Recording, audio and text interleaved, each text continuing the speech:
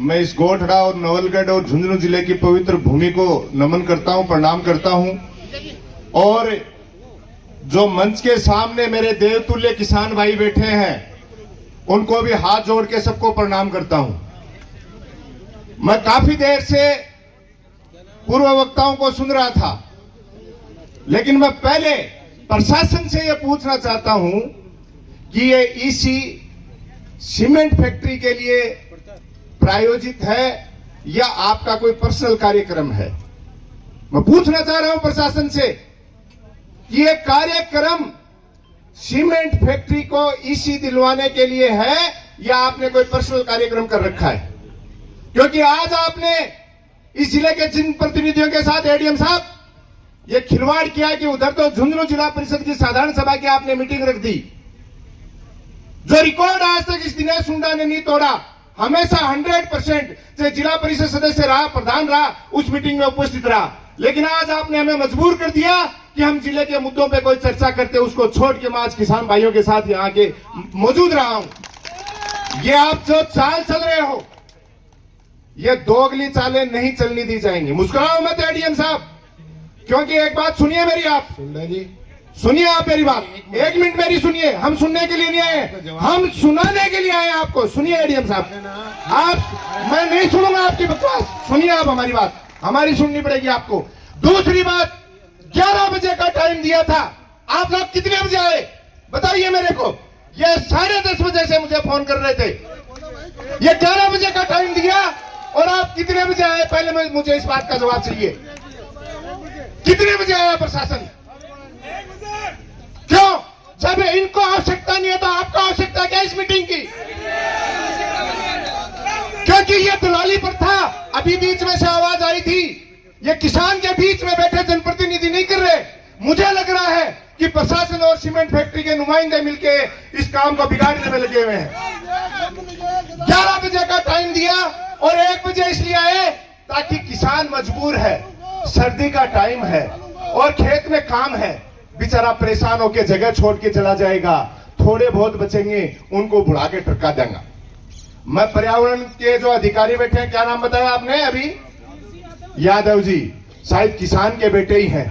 अभी मदन जी यादव ने हमारे को एक बात कही, खेतड़ी का उदाहरण देते ही, जरा वह क्या करना, चूंट के ऊपर लियो, मिर्ची लागी बैठे उछल के बढ़िया।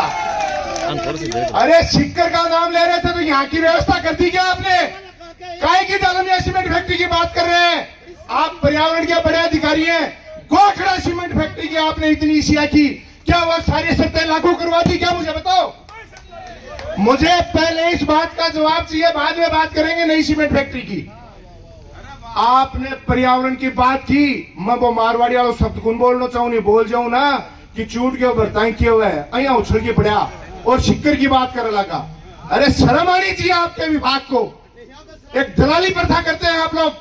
आप मुझे गोठड़ा सीमेंट फैक्ट्री की 2 प्लांट बढ़ाने के लिए ईसियां हो चुकी हैं, पहले उस बात का जवाब ला के दीजिए कि आपने जो जो मीटिंगें की और उसके अनुसार क्या वो लोग काम कर रहे हैं। जैसे बता रहे थे, पानी छिड़केंगे, तिरपाल लगाएंगे, रोजगार देंगे।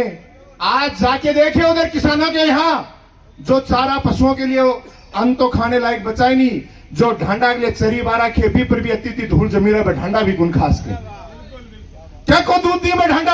आदमियों के तो फेफड़े खराब आ रहे हैं, पशुओं की हालत तक खराब कर दी। आपको शर्म नहीं आई कि जो पहले से प्लांट चल रहा है उसकी इश्यूओं के हिसाब से जो शर्तें आपने तय की, एक भी शर्त आप लागू नहीं करवा पाए। आप फेलियर हो हमारी नजर में, बिल्कुल फेलियर हो और किसान के बेटे हो। अरे शर्म करो। देखो कितना शानदार आपके लिए इन्होंने सोफा सजा दिया।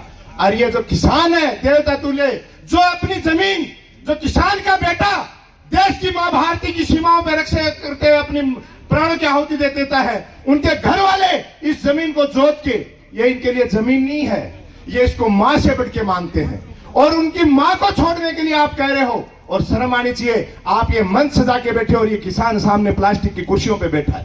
शर्म आनी चाहिए आपको इनके बीच में। और अगर ऐसी ईसियां करनी है तो जाइए, जिस किसान के आप जमीन रह रहे हो, चौपाल में जाइए, गांव के गड्ढे के बीच में पलाठी मार की बैठो और पट्टे बात करवाऊं। कि भैया थारी जमीन से मैं मना नहीं करता, डेवलपमेंट के लिए प्लांट आते हैं, वो व्यवस्थाएं होती हैं। एक प्लांट आ चुका है, मैं पर्यावरण से आगे की बात बाद में करूंगा। आप वो पहले वाला एग्रीमेंट और सिस्टम लाके इन किसानों को बता दीजिए कि आपने क्या इंप्लीमेंट करा रखा है, कितने बोरिंग की परमिशन ने आपने इनको अंदर दी थी और कितने बोरिंग वो करवा चुके हैं। जो यहाँ गायें थी उन गायों के लिए क्या व्यवस्था की, जो गोचर जमीन थी उस गोचर जमीन को आपने एग्रीमेंट किया था कि जिस हालात में हम एक्विजिशन करेंगे उसी हालात में हम डेवलप करके देंगे। क्या पशु पक्षी जो सदियों से हमारे केर के पेड़ थे, वृक्ष थे और है, वो वापस डेवलप करवा दोगे आप? जो पक्षी इस इन्वायरमेंट में रहते थे क्या वो दूसरी जगह जाके सेट हो पाएंगे? आप पर्यावरण का कितना बड़ा असंतुलन कर चुके हैं, ये आप कल्पना नहीं कर रहे हैं। और इस चीज के लिए ये देवतुल्य जनता ही नहीं, आप लोगों को ईश्वर भी माफ नहीं करेगा, याद रखना इस बात को।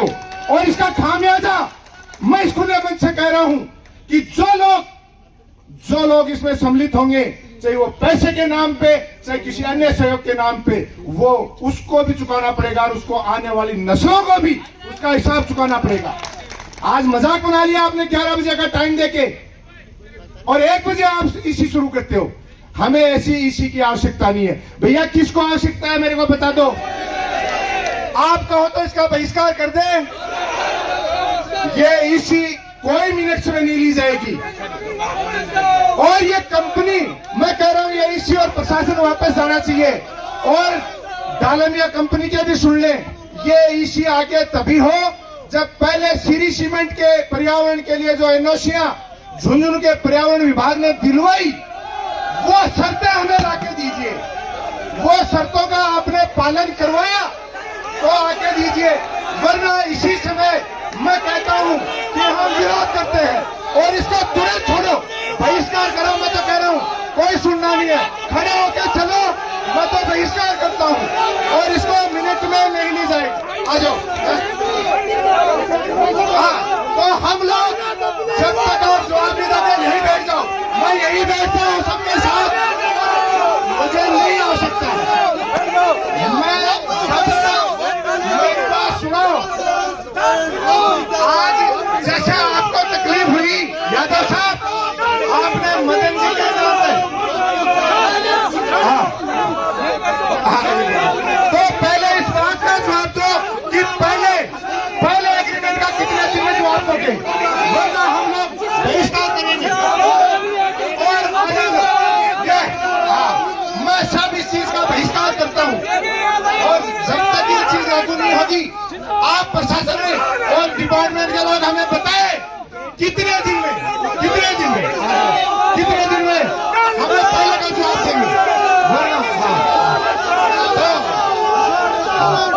एक बार सारे लोग इधर गेट पे आ जाओ, एक बार सारे लोग बाहर आओ, आ जाओ सारे लोग आ जाओ, सारे लोग बाहर आ जाओ। अपन किसी से कोई मतलब नहीं, जब तक ये पीछे का जवाब नहीं देंगे, जब तक पीछे का जवाब नहीं देंगे,